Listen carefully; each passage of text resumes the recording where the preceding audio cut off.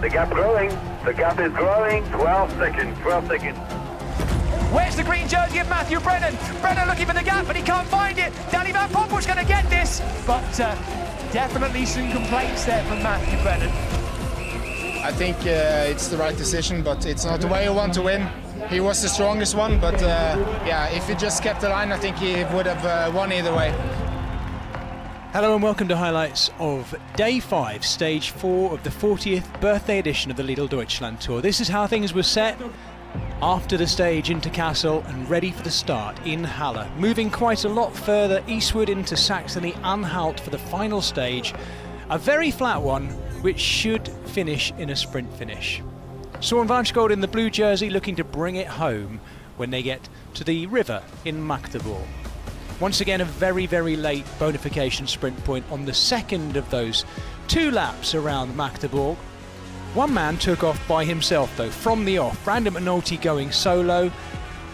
And I can tell you, he stayed out there for just over 100 kilometres.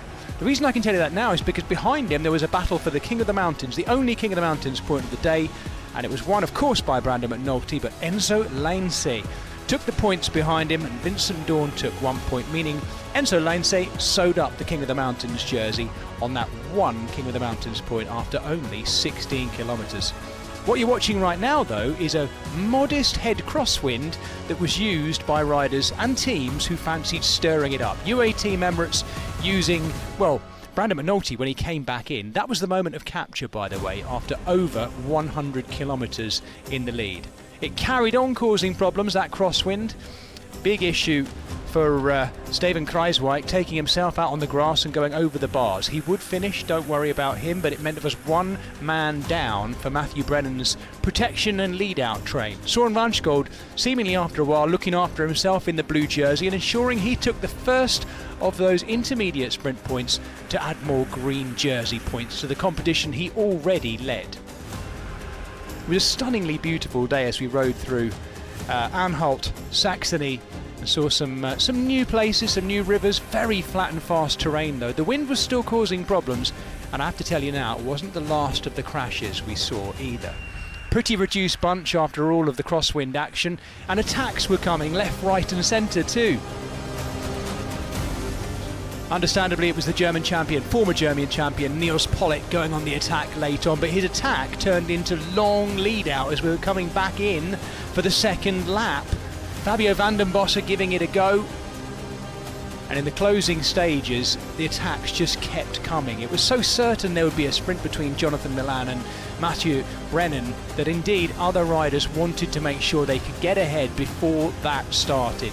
However, it was Uno X Mobility who led into the line for the final time, taking out those points as they came across the finish line as well.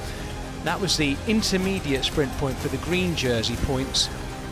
Jacopo Mosca leading across there that time as well. Then came the next of the sprint points for the bonification seconds.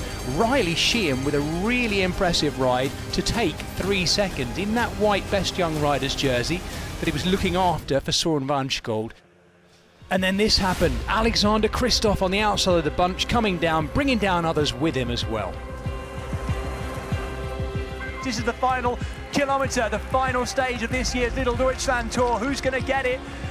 It looks like Danny Van Poppel has got the back wheel of one teammate. He's got one teammate there, and I think it might be Laurens Pithy. Laurens Pithy, the ideal man to bring him through. He's trying to up the outside. They do not want Visma Bike to be able to lead out Matthew Brennan perfectly. Soudal Quickstep doing what they can. It might be for Rakanyi, who had a fantastic sprint yesterday.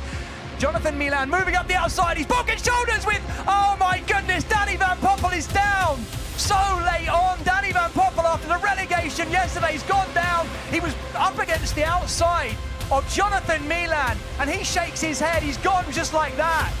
Jonathan Milan now hanging on to the back wheel. We've started. It's Wout van Aert. Wout van Aert leads out. Laurens Pithy ready to go. Here we go. It's a replay of stage 1. Jonathan Milan on the right. Matthew Brennan on the left. Who's going to get it? Matthew Brennan gets another stage win and yet another scalp in Jonathan Milan for the second time in a week. Some people said it might have been lucky. We came in with the plan and we were really motivated to kind of do well today, and I think when you kind of have that ambition in the team and everyone really fights for it, it really creates that sense of we want to win. So really happy to kind of finish it off for everyone today. Visma Lease Bike celebrating with Matthew Brennan and the youngsters, younger than him, supporting him this week remarkably. There it was ahead of Sean Marchgold and Jonathan Milan. Usually it's a big team win like this one. You have your mates working together for several days for you to win, and they are backing you up and believing you. So it's also a great team win. Sean Marchgold taking the win in 16.5 hours of hard work. Jonathan Narvaez in second, Riley Sheehan finishing off in third. Jonathan Milan riding off into the distance with no stage win, but he'll be back.